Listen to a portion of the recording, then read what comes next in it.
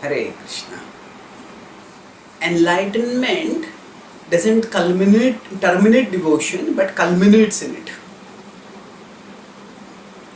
There are some thinkers, especially the impersonalists, who hold that enlightenment is the termination of devotion.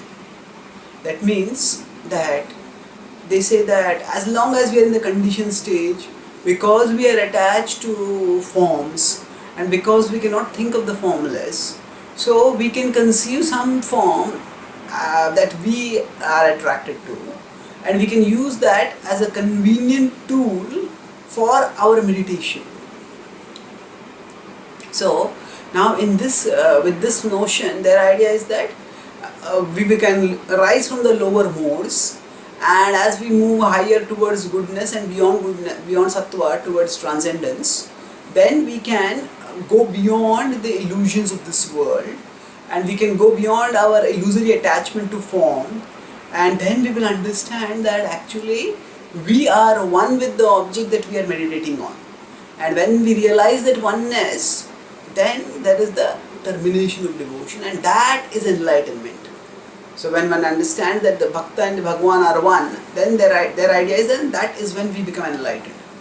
Now, this may sound titillating to our ego. Oh, I'll become one with God. But factually speaking, if we look at the Bhagavad Gita doesn't support this at all. So, for example, the Bhagavad Gita states that twice actually it states, in the 7th chapter in the 19th verse it states that Bahunam Janmanam Ante Jnanavan Mam Prapadyate Vasudeva Sarvamiti Samatma Sudurlabha. So Bahunam Janmanam Ante, after many lifetimes, when a person becomes Jnanavan, then what happens? Mam Prapadyate, such a person surrenders to me. When such a person surrenders to me, then what happens? So now that means Krishna is saying that this person becomes Jnanavan. So it is taken many lives to come to the level of becoming truly in knowledge. And what does Krishna say when they become knowledgeable? It's not that they become one with God. They say that they surrender to Krishna.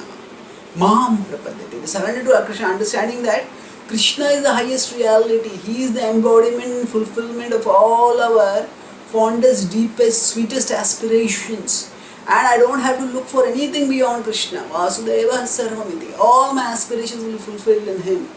And that's how they surrender to Krishna. So here we see that knowledge, when a seeker of knowledge becomes a possessor of knowledge, when a jnani becomes jnanavan, then what happens? Then at that time, such a person surrenders to Krishna. So that person doesn't go beyond Krishna to merge in some impersonal absolute, thinking that Krishna is just a convenient fiction that I now can go beyond.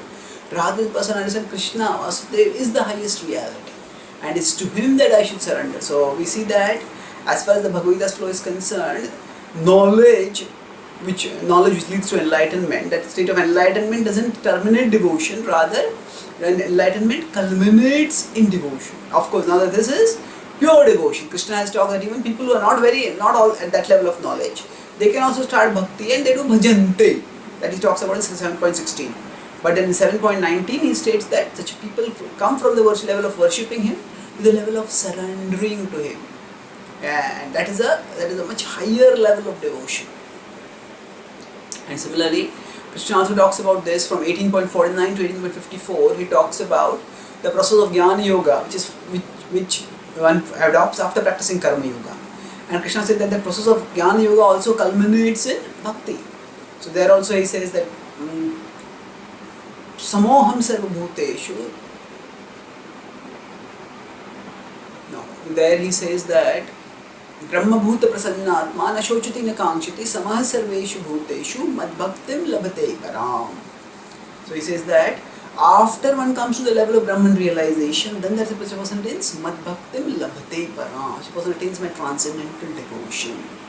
So there can be devotion before one has attained the Brahman realization also. That is not Parabhakti. That is some level of Mishra Bhakti. But then one gets Parabhakti. And the important point is to recognize that Parabhakti is what is attained after Brahman realization. So Brahman realization again The Gita is very emphatically clear that Brahman realization isn't terminate devotion, rather Brahman realization culminates in pure devotion. So devotion is in that sense the summit of transcendental realization. And the more we go closer to Krishna, the more we become spiritually advanced, the more we go closer to Krishna. It's not in an ontological sense of oneness, but in an emotional sense of closeness. We become closer and closer to Krishna because we become so intimately united with Him in love.